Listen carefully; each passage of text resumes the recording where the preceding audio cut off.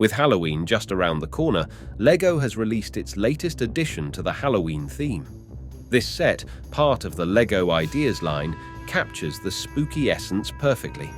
Despite downsizing the original fan-designed model into a more compact LEGO experience, it still looks amazing and spooky, reminiscent of Tim Burton's iconic movie. It is, of course, none other than The Nightmare Before Christmas, and it makes for a fantastic addition to any Halloween display. Let's start with the minifigures. There are a total of 7, ranging from regular-sized figures to some that deviate from the usual minifigure design. First up is the Mayor, built using existing LEGO elements. He features a printed torso cone and a head with 2 expressions, one on each side, which is a nice detail. He also comes with accessories, plans for next year's Halloween in one hand and his megaphone in the other. Next, we have Oogie's kids, Lock, Shock, and Barrel. Out of all the minifigures, I feel these 3 are the least reminiscent of their movie counterparts. Each comes with alternate face expressions, and they also include their walking bathtub, which is a fantastic addition to the set. All 3 fit nicely into the bathtub, ready to kidnap Sandy Claus. Speaking of Sandy, I wish he was designed similarly to the Mayor. The current design is an interesting interpretation, but it doesn't quite capture the movie's character accurately. Beneath his beard, you can see the printed details on his torso, along with his double-sided head expressions. He also holds a somewhat rare candy cane element. Now, onto Sally. Her stitched prints look fantastic, covering her entire figure, including the sides of the legs. The arms are dual-molded with different colored shoulders, and her head is double-printed, as expected. Lastly, we have Jack Skellington.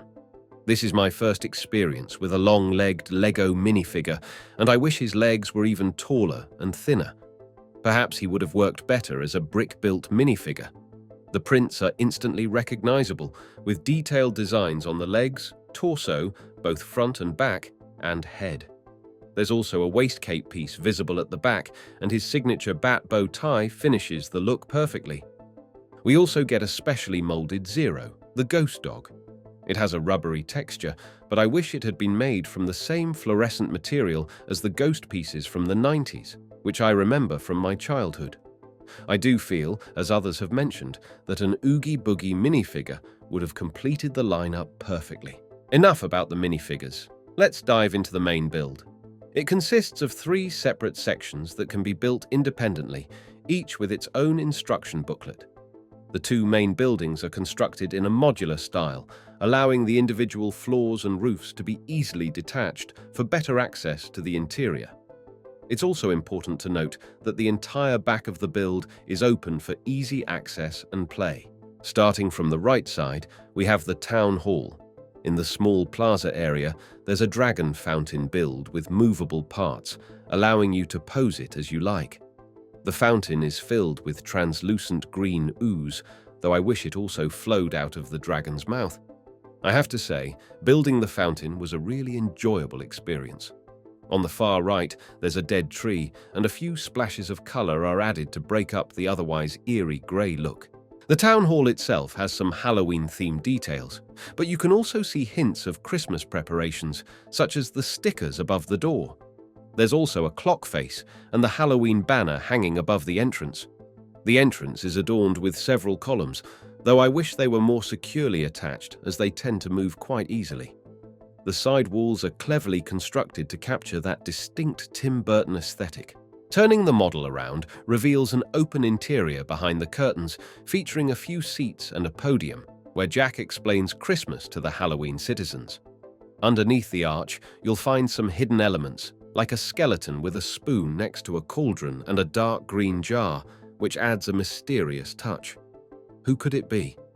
Detaching the town hall's roof reveals even more seasonal objects, allowing you to redecorate Halloween Town just like in the movie. The building technique used for the roof is impressive, as the parts align perfectly once assembled, creating a seamless look. Now, moving on to Jack's house module, this section likely underwent the most significant adjustments from the original design. However, I have to say that it complements the other 2 parts of the set perfectly. For me, the most fascinating part of this part was the side walls, which incorporate some clever building techniques. The floor detailing is consistent with the other modules, tying the set together nicely. Another interesting touch is the built animal statues on both sides, decorating the main gate. On the side, there's a tree with more colorful leaves, unlike the one seen in the town hall section. Focusing on the main building, the stairs, using simple yet effective techniques, lead up to the entrance door. While the house isn't as crooked as the movie version, there are enough details, such as the random roof shingles, the quirky chimney, and some wooden planks on the top floor, to give it that signature decrepit look.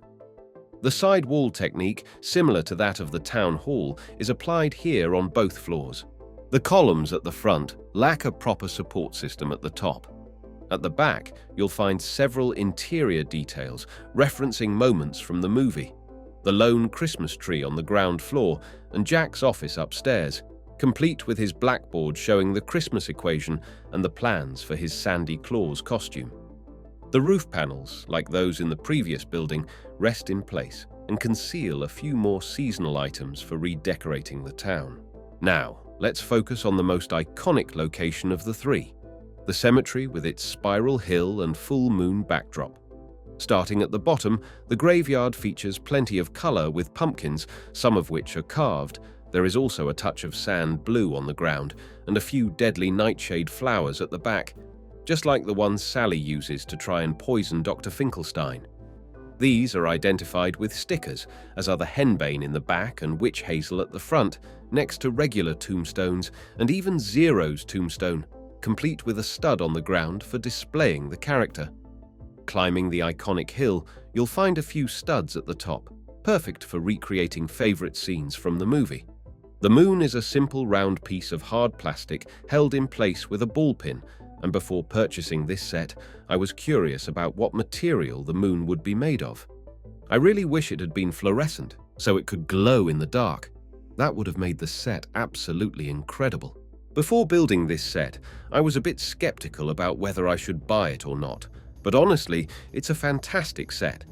It retails for $200 or €200 or £170, and if you decide to build it solo, you can expect to spend about 4 hours assembling this 2,193 pieces set, along with the 7 minifigures mentioned earlier.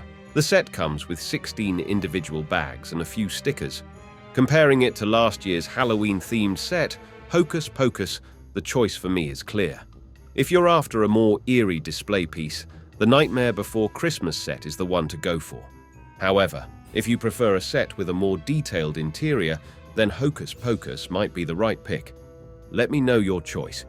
If you're considering buying these sets, please use the affiliate links, as this video is not sponsored by LEGO. Thank you for watching until the end, and if you haven't subscribed yet, please hit that button. I'll see you next time. Until then, happy building.